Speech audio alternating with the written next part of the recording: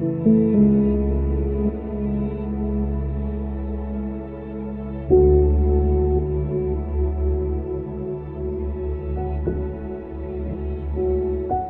noite, a paz do Senhor, meu irmão, minha irmã. Chegamos a mais um meio de semana, mais uma quarta-feira, mais uma aula da nossa Escola Bíblica Online.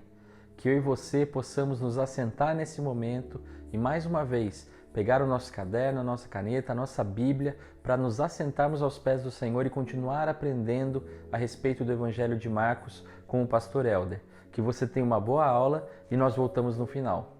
Teve Maria outros filhos além de Jesus? Consequentemente, então Jesus teve irmãos aqui na terra, irmãos por laços sanguíneos, como nós falamos, irmãos de sangue. Jesus foi o filho único de Maria? E mais, Maria foi virgem perpetuamente? Todas essas perguntas separam a cristandade há mais de 1000 anos, vamos colocar quase 1000 anos, dividem a cristandade. Oficialmente, divide a cristandade há 800 e poucos anos. Mas mesmo antes da divisão, dessa grande cisão que houve na igreja, logo no início do cristianismo, sempre houve esse debate. Só que esse debate foi sufocado pela opinião predominante de que Maria foi virgem perpetuamente e que ela não teve outros filhos além de Jesus. Mas, para descobrir a verdade, para trazer resposta a todas essas perguntas, você deve procurar uma fonte segura. Nem igreja A, nem igreja B, nem igreja C, nem teólogo A, nem teólogo B. Não. Você tem que procurar na revelação de Deus, na fonte segura. E hoje é a primeira de 2 aulas que nós veremos acerca da família de Jesus. Tentando, em primeiro lugar, responder estas perguntas, que, repito, dividiu a cristandade durante muitos anos, oficialmente 800 anos com a saída da igreja oriental para a igreja ocidental e definitivamente com a reforma protestante. Mas, como eu falei, essas questões já fervilhavam na igreja desde os primórdios. Eu repito, a discussão foi abafada quando a igreja se transformou no que nós chamamos hoje de igreja romana, que nunca foi a igreja neotestamentária e nem mesmo a igreja que Cristo deixou na terra, mas essa igreja predominante que dominou o mundo ocidental antigo, sufocou esse debate e colocou, entre aspas, dogmas e doutrinas que parecem ser verdade, lembre-se, entre aspas, mas que a Bíblia mostra que elas são totalmente equivocadas. Vamos ler então a passagem de hoje e vamos ver nessa primeira aula acerca da família de Jesus, responder estas perguntas sobre os outros filhos de Maria. Marcos capítulo 6, dos versos 1 ao verso 6. Tendo Jesus partido dali, foi para a sua terra e os seus discípulos o acompanharam. Chegando o sábado, passou a ensinar na sinagoga, e muitos, ouvindo-o, se maravilhavam, dizendo: de onde veio a estas coisas? Que sabedoria é esta que lhe foi dada? E como se fazem tais maravilhas por suas mãos? Não é este o carpinteiro, filho de Maria, irmão de Tiago, José, Judas e Simão? E não vivem aqui entre nós suas irmãs? E escandalizavam-se nele. Jesus, porém, lhes disse: não há profeta sem honra senão na sua terra, entre os seus parentes e na sua casa. Não pôde fazer ali nenhum milagre, senão curar uns poucos enfermos, impondo-lhes as mãos. Admirou-se da incredulidade deles, contudo percorria as aldeias circunvizinhas a ensinar. Que Deus abençoe a leitura da sua palavra. Bom, nós estamos lendo Marcos, mas essa passagem que eu acabei de ler, ela se encontra em todos os evangelhos sinóticos. Mateus, capítulo 13, dos versos 53 a 58, também narra esse episódio.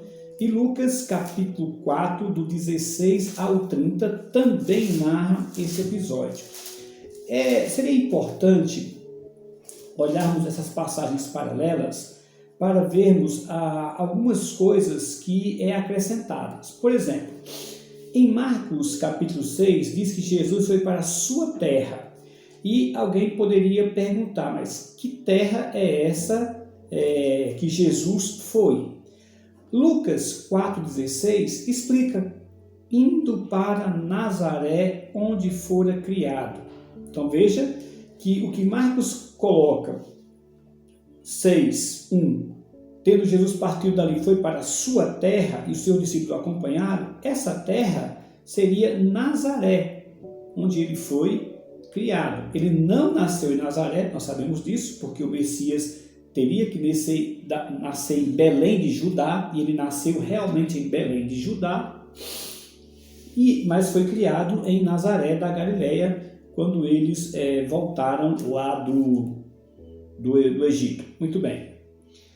Diz o texto também que os seus discípulos o acompanharam, e chegando o sábado passou a ensinar na sinagoga, e muitos ouvindo se maravilhavam, dizendo: de onde vem a estas coisas? Que sabedoria é esta que lhe foi dada?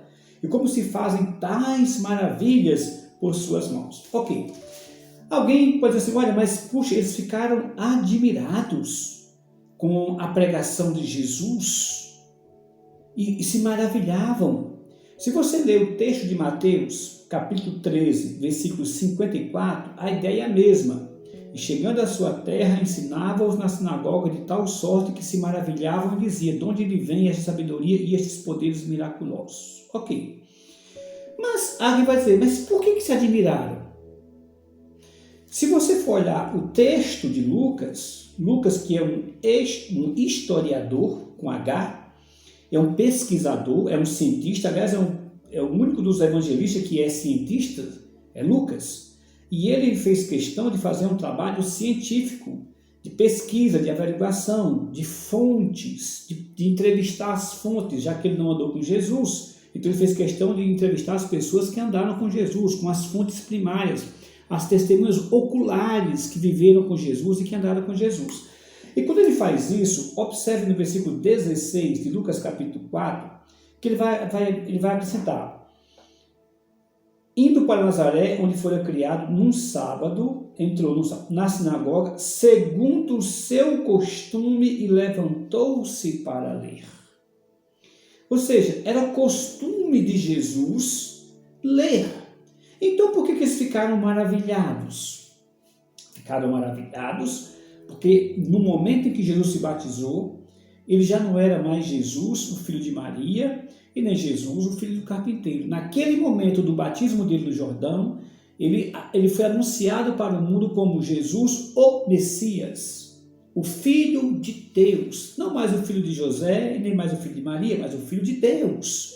O Messias tão esperado por Israel, tão desejado por milhares e milhares de anos, profetizado por tantos profetas, sonhado, esperado ansiosamente, agora caminhava sobre a terra. Ele era Jesus, filho do carpinteiro e de Maria de Nazaré da Galileia. E quando ele se batizou, que ele começou o seu ministério, ele começou a demonstrar coisas que até então não demonstrava. Não é que ele não tinha sabedoria, ele tinha sabedoria, mas agora ele tinha uma sabedoria mais elevada, a sabedoria do Altíssimo. Ele começava a revelar o Evangelho, a palavra de Deus para o mundo. Até então ele nunca tinha demonstrado poder, agora era tanto poder contido no corpo, na pessoa de Jesus Cristo, que assombrava e até hoje assombra o mundo. Ele fazia coisas estupendas, maravilhosas. Ele tinha poder, como Marcos mostra, sobre as entidades espirituais, do bem e do mal. Ele dava ordem, os demônios fugiam. Anjos serviam a ele. Ele tinha poder sobre a matéria. ele multiplicava pães, ele tinha poder sobre as forças da natureza, parava ventos, tempestades, caminhava sobre as águas. Ele tinha poder sobre as enfermidades, por pior que fosse a doença, como nós já vimos aqui em outras pregações. Câncer, lepra, pessoas em estados terminais, ele curava pelo seu poder. Mais do que isso, ele tinha poder sobre a vida e sobre a morte. Ele determinava e o morto voltava a viver. Então, quando eles se admiram, não se admiram daquele Jesus que eles conheciam, que era costume, como diz Lucas, pregar na sinagoga como é seu costume. E veja que esse versículo aqui mostra a capacidade de Jesus ler. Mesmo sem ter frequentado nenhuma escola rabínica, ele sabia ler o hebraico antigo. O hebraico no qual foram escritos os rolos sagrados, a Sagrada Escritura judaica, ele lia. Numa época em que poucas pessoas sabiam ler, e muito menos o hebraico antigo, como ele lia, já que eles falavam no tempo de Jesus o aramaico, e de maneira mais popular, de maneira mais universal, eles falavam grego. Tanto é que o Novo Testamento foi registrado em grego, porque era a língua universal, como o inglês hoje é uma língua universal. Mas Jesus sabia não só ler, como sabia explicar e interpretar da maneira correta essa palavra. Então as pessoas se admiram com as explicações. Eu falei para vocês, são 2 pregações, eu vou voltar depois nessa passagem aqui, usando o livro de Lucas, porque ele vai pregar o profeta Isaías, vai explicar a passagem do profeta Isaías como nunca ninguém explicou. Tamanho é o seu conhecimento. Então é isso que causa admiração. Ele já tinha ouvido Jesus pregar muitas vezes, como era seu costume de ir na sinagoga, como era seu costume se levantar, como era seu costume ler. Mas agora era diferente, porque agora ele era publicamente, ele era proclamado publicamente como Messias, proclamado pelo próprio Deus. Então ele chega na sua terra e os seus discípulos o acompanham.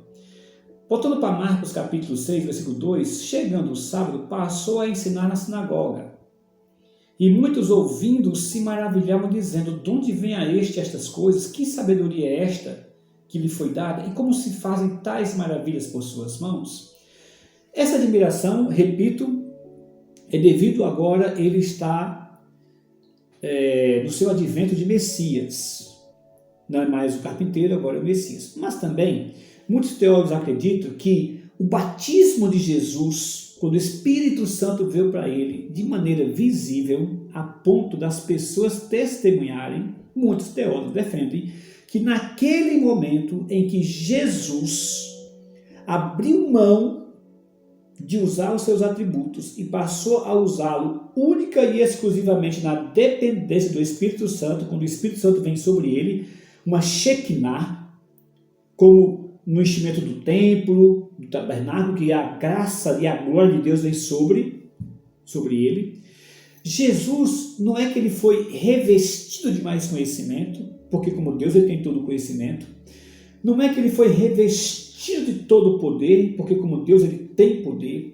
Mas na verdade é que quando o Espírito Santo desceu sobre ele, essa união, que na teologia chama-se união hipostática, o homem, a pessoa humana, como eu, como você, e a pessoa divina, como Cristo é, no batismo, essa união atingiu seu ápice, o enchimento, o preenchimento completo, lembrando sempre que enchimento e preenchimento não significa que estava faltando, mas significa apenas que naquele momento, no plano de Deus, em que Jesus, Deus e homem se prepara para a sua missão, se proclama como Messias, o próprio Deus proclama: este é meu filho amado. Naquele momento, esse preenchimento, esse enchimento acontece por causa do momento, por causa do tempo, que Paulo vai chamar de plenitude, do tempo pleno, da plenitude do tempo, em que Deus determinou que a partir dali, o seu Filho, homem e Deus, Deus e homem, iniciasse o processo definitivo da redenção humana. É como se o plano de Deus viesse, e quando chegou naquele momento do batismo, que Jesus recebe, sobre ele o Espírito Santo, ali está completo tudo o que Deus prometeu na pessoa de Cristo, e ali ele está pronto, preparado para colocar em ação a última parte do seu ministério ou do seu primeiro advento. Então é enchimento e preenchimento na questão cronológica do tempo e da função que ele estava exercendo naquele momento, que era iniciar a derradeira etapa da redenção divina, que culmina com a sua crucificação e ressurreição. É nesse sentido. E não porque Jesus não tinha e recebeu porque faltava alguma coisa. Não tem nada a ver com deficiência da pessoa de Cristo, mas tem a ver com enchimento do tempo, do momento que se culminou ali na cruz de Cristo. Explicado isso, eles se admiram de onde vem essa sabedoria. Até porque ele começa a pregar a partir daqui, aplicando as profecias do Antigo Testamento à pessoa dele. Ele começa a explicar o Antigo Testamento, todas as promessas, e nas promessas em relação ao Messias e à salvação, ele aplica a ele, como esse caso vai acontecer aqui. Marcos não vai registrar, mas se você for lá em Lucas capítulo 4, que eu acabei de falar, e você lê, você vai ver que ele vai ler no versículo 18 o livro do profeta Isaías, versículo 17. Ele lê o livro do profeta Isaías e lê a passagem do livro do profeta Isaías. E quando termina de ler, ele aplica essa palavra a ele, como sendo ele de quem o profeta Isaías estava profetizando. Tanto é que quando termina aqui, as pessoas vão achar até que é blasfêmia. Mas como você pode... Porque conheceu ele de criança e agora ele chega como Messias e aplica a profecia do profeta Isaías a ele, e é isso que vai causar o escândalo. Colocado tudo isso, eu chamo a atenção para você para o versículo 3. No versículo 3, as pessoas se admiram da sabedoria e do poder de Jesus, mas se admiram porque conheciam ele de criança. E agora eles chegam para Jesus, ou para as pessoas ali, e dizem: não é este o carpinteiro, filho de Maria? Sim, é o carpinteiro, filho de Maria. Só que aquele carpinteiro, filho de Maria, a partir daquele momento, já não era mais o carpinteiro, filho de Maria, mas o Deus Todo-Poderoso de Maria e deles. O Deus pelo qual o mundo foi criado, por meio dele, por ele e para ele. Ele que sustenta todas as coisas com o poder da sua palavra. Este Deus que prometeu o seu Filho, o Messias, igual a Deus, da mesma essência de Deus, e que agora se manifesta na pessoa de Jesus Cristo, que a comunidade conhecia como Filho do Carpinteiro e como Filho de Maria. Agora, é interessante o versículo 3, porque nós chamamos a atenção para três coisas no versículo 3. Primeiro, parece que não havia outros carpinteiros. Nazaré era uma vila muito pequena. E uma pessoa quando tinha uma profissão, dificilmente tinha um concorrente. Por que eu digo isso? Porque eles falam, não é este o carpinteiro. Não era um entre os outros, era o carpinteiro. Só havia o pai dele e ele. Uma carpintaria que ele trabalhou durante tantos anos com o seu pai, aprendeu inclusive o ofício do seu pai, e que todo mundo conhecia, o carpinteiro. Não é este o carpinteiro? E se você for lá em Mateus, Mateus coloca, não é este o filho do carpinteiro? Mateus 55. Não é este o filho não é este o filho do carpinteiro? Não se chama sua mãe Maria? Então essa é a primeira coisa que chama a atenção. Era o filho do carpinteiro bem conhecido. Não havia nem dúvida se era... Não havia nem outros carpinteiros, só tinha isso. A segunda coisa que chama a atenção é que as pessoas conheciam muito bem sua família. Porque tanto fala do pai, como fala da mãe, como fala dos irmãos, eles conheciam bem sua família. Mas não é este o filho do carpinteiro, Maria? É. E no texto de Lucas, diz que quando ele foi para lá, para Nazaré da Galileia, que ele começa a pregar, as pessoas se escandalizam, no versículo 22, as pessoas ficam escandalizadas e ao mesmo tempo maravilhadas das palavras, e diz o seguinte: não é este o filho de José? Lucas 4, 22, no finalzinho. Não é este o filho de José? Então, era bem conhecido, era o filho do carpinteiro, mas aí vem a terceira e a última coisa. As pessoas descrevem sua família.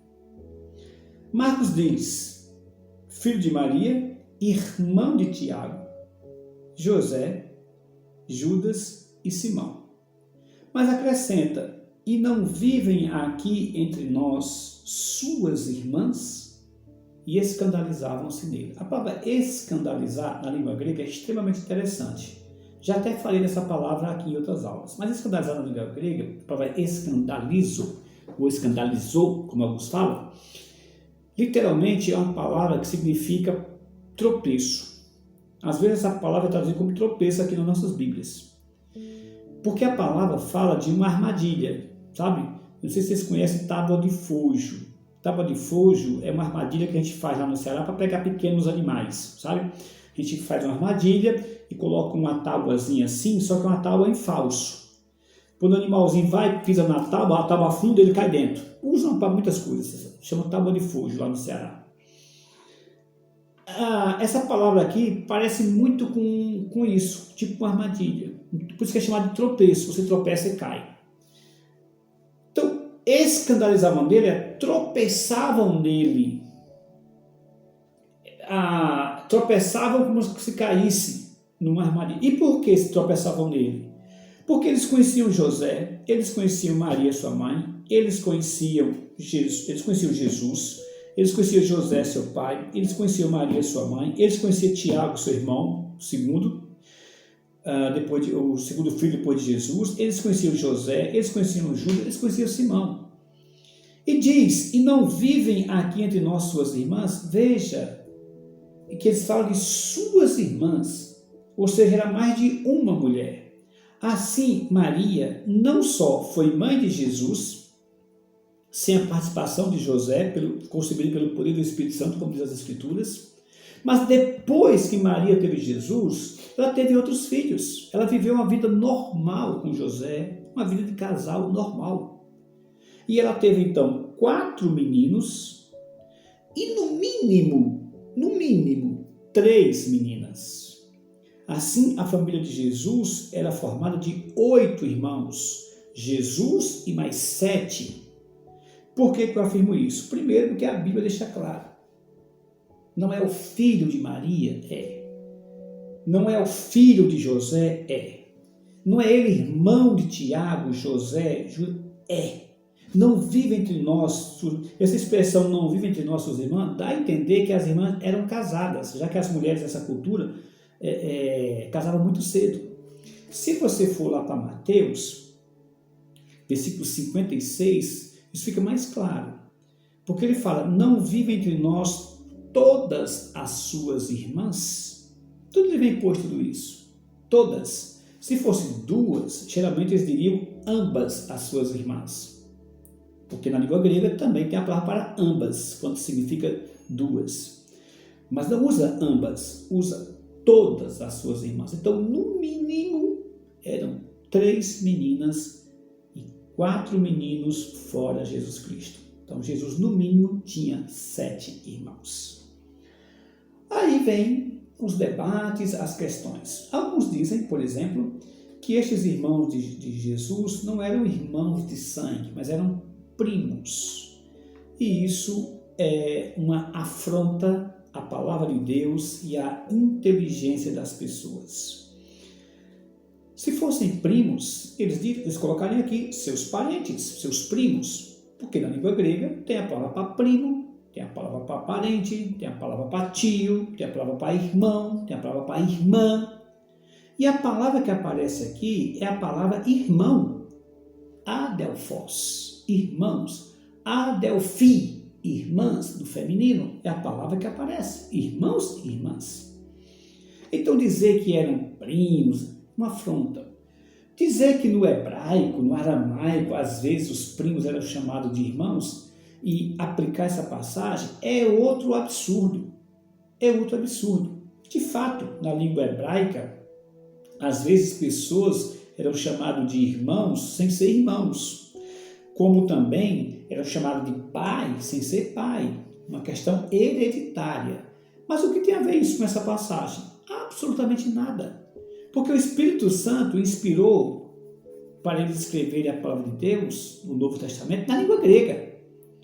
E se fossem primos, o Espírito Santo obrigatoriamente teria que colocar primo, porque o Espírito Santo não engana ninguém. O Espírito Santo é Deus, não mente. O que acontece é que as pessoas, no desespero para defender suas doutrinas fabricadas fora da Bíblia, eles querem colocar palavras na boca de Deus. Agora, qual é o problema em Jesus ter outros irmãos e outras irmãs? Isso muda alguma coisa na vida de Jesus? Claro que não. A Bíblia diz que ele nasceu de mulher, que aprove Deus, no tempo determinado, enviar seu filho, nascido de mulher, nascido sobre a carne, mas o que mostra que é o que a Bíblia afirma, que ele é Deus e homem ao mesmo tempo. Por exemplo, 1 Timóteo, eu não tinha marcado esse versículo aqui no meu esboço, então deixa eu achar para você. 1 Timóteo, capítulo... 1 Timóteo não. 1 Timóteo sim, é que eu estou em 2 Timóteo. 1 Timóteo, capítulo 2, versículo 5. 1 Timóteo, capítulo 2, versículo 5. Portanto, há um só Deus, e um só mediador entre Deus e os homens, Cristo Jesus, homem. O fato de ele ter nascido de Maria confirma o que a Bíblia ensina, que ele é Deus e homem ao mesmo tempo, como nessa passagem que eu acabei de ler. 1 Timóteo 2,5. Porquanto há um só Deus, um só mediador entre Deus e os homens, Cristo Jesus, homem. Cristo Jesus, a parte divina, ungido Jesus, o ungido, o Cristo, o Messias, homem. Voltando para Marcos capítulo 6, qual seria o problema de José e Maria terem outros filhos? Nenhum. Não causa nenhum problema na palavra de Deus, na revelação. Muito pelo contrário, confirma. Mas causa problema para as pessoas que inventaram doutrinas fora da Bíblia. Como, por exemplo, a virgindade perpétua de Maria. O que é um absurdo. Mesmo que Maria, tendo ficado grávida pelo poder do Espírito Santo, como diz o Evangelho de Mateus e de Lucas, que ela engravidou sem conhecer o contato humano. Ela engravidou pelo poder do Espírito Santo. No momento em que ela teve Jesus Cristo, ela teve um parto normal. E a partir dali, ela passou a ter uma vida normal com seu marido. Uma vida normal de casal. Isso fica bem claro, por exemplo, em Mateus capítulo 1, versículo 25.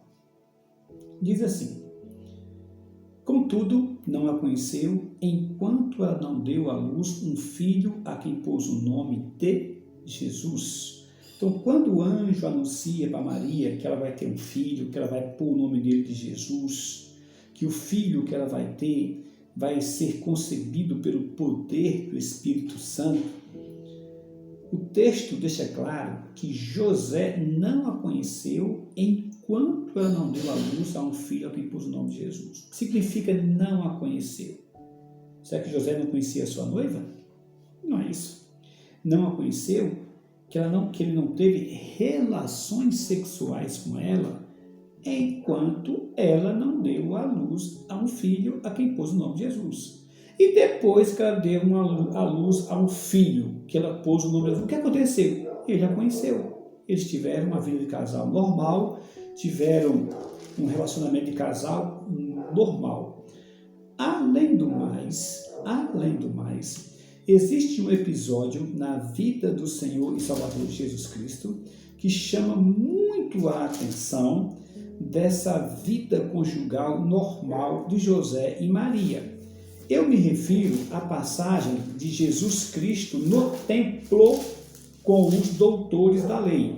Se você abrir a Bíblia para Lucas, capítulo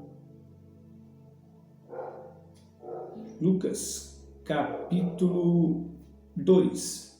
Eu vou ler apenas os versículos. Vou ler do 41 em diante e vou parafrasear para vocês. Lucas 2, 41 em diante. Ora, anualmente iam os seus pais a Jerusalém para a festa da Páscoa, que era a festa dos judeus, e que todo judeu subia para cumprir. Quando Jesus tinha 12 anos de idade, subiram a Jerusalém segundo o costume da festa. Então, quando Jesus tinha 12 anos, e eles foram para Jerusalém para o costume da festa. Terminou as festas, eles regressaram para a sua terra, que era Nazaré. Terminou as festas, eles regressaram. Mas diz o versículo 43 que Jesus permaneceu em Jerusalém, só que seus pais não sabiam. Pensavam eles que Jesus estava entre os companheiros de viagem. Foram caminho de um dia e então passaram a procurá-lo entre os parentes e os conhecidos. Veja aqui, a palavra parentes está aqui, os conhecidos, as pessoas que vieram de Nazaré, mas não encontraram. Então eles voltam para Jerusalém à sua procura. 3 dias depois, acharam Jesus no templo, assentado no meio dos doutores, ouvindo-os e interrogando-os. Todos os que ouviam muito se admiravam da sua inteligência e das suas respostas. Logo que seus pais o viram, ficaram maravilhados. Sua mãe lhe disse: Filho, por que fizeste assim conosco? Teu pai e eu, aflitos, estamos à tua procura. Ele lhes respondeu: Por que me procuráveis? Não sabias que me cumpria estar na casa de meu pai? Veja bem, Jesus tem 12 anos de idade, 12 anos. Maria e José viviam como um casal normal. Teu pai e eu estamos à tua procura. 12 anos que Jesus já tinha. E alguém pergunta, mas como é que um pai e uma mãe perdem um filho e só conseguem encontrar 3 dias depois? Se Jesus fosse filho único de Maria e José, se Maria só tivesse Jesus como filho, ela seria uma mãe, no mínimo, descuidada até relapsa. Ela e José. Agora, se ela tivesse mais 5, 6 filhos, ou até os 7 filhos já que eles tinham filho rapidamente, explica ela não se preocupar com Jesus em primeira mão, porque já era um rapazinho com 12 anos, estava talvez com os outros companheiros de viagem, os outros parentes, e ela se preocupar com os pequenininhos. Por isso que quando ela deu por falta de Jesus, teve que voltar, porque ela tinha mais 5, 6 filhos para tomar de conta. Só tem essa explicação para Maria e José. Ou seriam, repito, um pai e uma mãe muito descuidados, muito relapso. E Deus jamais colocaria para cuidar do seu filho um pai e uma mãe relapso, porque Maria e José não eram. Muito bem. Mas está aqui teu pai e eu. Eles viviam juntos. Anormal é um casal viver anos juntos, não sei quantos anos eles viveram juntos, José e Maria, e não terem uma relação de casal normal. Isso é anormal. E não o contrário. O contrário ao relacionamento normal é que eles tivessem outros filhos, como a Bíblia registra que tiveram. Esta mesma Bíblia que fala da família de Jesus, é importante salientar que é registrado em todos os evangelhos. Todos os evangelhos registram que Jesus tinha outros irmãos, e é irmãos de sangue. E quando você faz um apanhado na Bíblia, em toda a Bíblia, isso fica tão claro, mas tão claro, que você fica admirado como é que você foi enganado tanto tempo por uma doutrina que tenta colocar na cabeça das pessoas uma virgindade perpétua de Maria que nunca existiu. Por exemplo, Atos dos Apóstolos. Atos dos Apóstolos. Se você for em Atos dos Apóstolos, capítulo 1, versículo 13 e 14, é interessante. Depois da ressurreição de Jesus, que ele é assunto aos céus, as pessoas se reúnem em Jerusalém, por ordem do próprio Jesus, que eles não saem de Jerusalém até que descesse o Espírito Santo, como vai descer no Pentecostes. Agora, quando chega em Atos 1, 13 e 14, olha o que acontece. Quando ali entraram, subiram para o cenáculo, onde se reuniam Pedro, João, Tiago, André, Filipe, Tomé, Bartolomeu, Mateus, Tiago, filho de Alfeu, Simão, o Zelote e Judas, filho de Tiago. Quem são esses aqui? Seus discípulos, irmãos na fé de Cristo. Agora, olha o versículo 4. Todos estes perseveravam unânimes em oração com as mulheres, com Maria, mãe de Jesus. Que Maria é essa? Maria, mãe de Jesus, que Maria é um nome muito comum lá. Maria, mãe de Jesus, e com os irmãos dele. Veja que a Bíblia separa os irmãos da fé, aqueles que são irmãos da fé, dos irmãos de sangue, os irmãos dele. Paulo afirma que conheceu Tiago, ele diz, Tiago, o irmão do Senhor. Tiago, irmão do Senhor. Paulo deixa isso bem claro nas suas epístolas, nas suas cartas, deixando claro que Tiago era irmão de Jesus, mas irmão mesmo de sangue.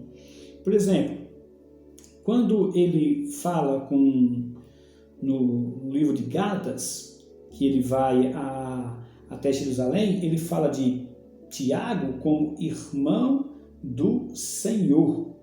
Isso está no livro de Gálatas, capítulo 2, não vou ler todo, do versos 1 até o verso 10, você pode ler devagarzinho, com calma, e você vai ver Paulo falando sobre isso. Tiago, irmão do Senhor. Em resumo, meus amados irmãos, voltando para Marcos capítulo 6. Olha, nós cremos, nós evangélicos, de confissão evangélica, protestantes, como alguns falam, nós cremos piamente na palavra de Deus, que a palavra de Deus não tem erro. Essa primeira mensagem sobre a família de Jesus, eu estou apenas mostrando evidências de que Jesus teve outros irmãos, que Maria teve outros filhos, e isso não traz problema para nenhuma doutrina evangélica, não traz problema para nenhuma doutrina bíblica. Segunda coisa, nós da fé, da confissão evangélica, da fé evangélica, nós cremos que o fato de Jesus ter nascido de Maria e ter outros irmãos é importantíssimo para a doutrina da sua encarnação, da sua parte humana e da sua parte divina, que nós chamamos de união hipostática. É importantíssimo. Terceiro, nós cremos que essa doutrina de que Jesus nasceu de Maria e de que Maria teve outros irmãos está de acordo com a palavra de Deus, que mostra que isso não fere em nada a dignidade de Maria, o exemplo de Maria, a bondade de Maria. Não acrescenta em nada a santidade de Maria. Uma doutrina que prega uma virgindade perpétua de Maria denigre a própria Maria e a própria Bíblia. Denigre a própria palavra de Deus. Não adianta vir com conversa de que eram irmãos na fé, que esses irmãos de Jesus eram primos, que esses irmãos de Jesus eram discípulos de Jesus, porque não se sustenta. Como nós falamos, a Bíblia no Novo Testamento foi escrito na língua grega. E na língua grega, no momento em que o Espírito Santo iluminou os escritores, se fossem primos, ele teria colocado primos. Porque em cultura nenhuma, em lugar nenhum do mundo, primo é irmão. A Bíblia deixa claro quando primo é primo, quando irmão é irmão. Então, quando eles colocam irmão do Senhor, filhos de Maria, filhos do carpinteiro, é porque eram filhos e não tem mais o que falar, não tem mais o que dizer nada. Ir contra essa palavra e deturpar essa palavra é que está o problema. Uma virgindade perpétua de Maria não se sustenta nem depois que ela teve Jesus Cristo. Nem depois que ela teve Jesus Cristo. Quanto mais tendo 7 filhos depois. E para que isso? Por acaso ela fica mais santa? Por acaso ela fica... Não é isso. Nós temos na Bíblia várias pessoas celibatárias. Nós temos na Bíblia várias pessoas que dedicaram a sua vida ao celibato, na Bíblia e fora da Bíblia. E celibato nenhum deixou ninguém mais santo. Muito pelo contrário, trouxe até mais pecados. O normal é que Maria e José tivessem uma vida de casal normal, como a Bíblia mostra. O que é preciso mais para salvaguardar a dignidade de Maria? Nada. Nada. Não precisa de mais nada. Portanto, nós cremos sim que Maria e José tiveram Jesus pelo poder do Espírito Santo, como diz as Escrituras. José não teve contato com Maria, Maria engravidou pelo poder do Espírito Santo, como diz a Bíblia, Lucas capítulo 1. Mas que depois que Maria teve Jesus, eles tiveram uma vida de casal normal e tiveram mais 7 filhos no mínimo. Sendo que esses filhos foram Tiago, José, Judas e Simão. E 3 meninas que moravam ainda em Nazaré da Galileia, provavelmente casados com pessoas da própria região. É isso que nós cremos, é isso que nós pregamos. Então, as respostas para Jesus teve outros irmãos por parte de mãe, a resposta é sim. Isso traz algum problema para a reputação de Maria, para a história de Maria, para o exemplo de Maria como uma grande serva de Deus? Não. Isso acrescenta alguma coisa, a virgindade de Maria acrescenta alguma coisa à sua vida, à sua história, à sua salvação, ao seu exemplo de mulher bem-aventurada? Não. Pelo contrário, denigre uma pessoa que viveu a sua vida digna, tanto como uma pessoa normal, como uma mulher casada normal e como uma discípula do Senhor fiel e normal. Isso denigre. Porque dá a ela um título que ela nunca teve, diz que ela foi uma coisa que ela nunca foi, nem a Bíblia fala quem foi, e acaba criando uma idolatria que acaba levando as pessoas ao pecado. Eu encerro essa pregação citando a última frase de Maria na Bíblia. A última frase de Maria na Bíblia está lá em João capítulo 2, nas bodas de Caná. Quando ela se vira para todas as pessoas e diz o seguinte, João capítulo 2, versículo 5. Então Maria falou aos serventes, fazei tudo que ele vos disser. O que nós fazemos aqui na nossa igreja é dizer o que a palavra de Deus diz. E fazer o que a palavra de Deus diz é a grande bênção. Deus te abençoe. Louvado seja Deus por mais essa aula, mais essa noite maravilhosa, aprendendo a respeito da palavra do Senhor. Que eu e você possamos continuar buscando conhecimento nessa palavra e, mais do que isso, colocando em prática tudo aquilo que nós temos aprendido semana após semana. Seja aqui na nossa escola bíblica, seja na nossa reunião de oração que acontece na sexta-feira, ali no nosso Instagram, seja nos nossos encontros presenciais com adolescentes, com jovens, com toda a igreja, que acontecem aos domingos, às 10 horas da manhã e também às 19 horas. Eu quero te convidar e te incentivar a estar junto conosco nesse próximo domingo. Se esforce para estar conosco às 10, se esforce para estar conosco às 19 horas. Vamos juntos levantar um louvor ao Senhor e continuar celebrando ao nosso Deus. Que Deus te abençoe e tenha uma excelente noite de quarta-feira.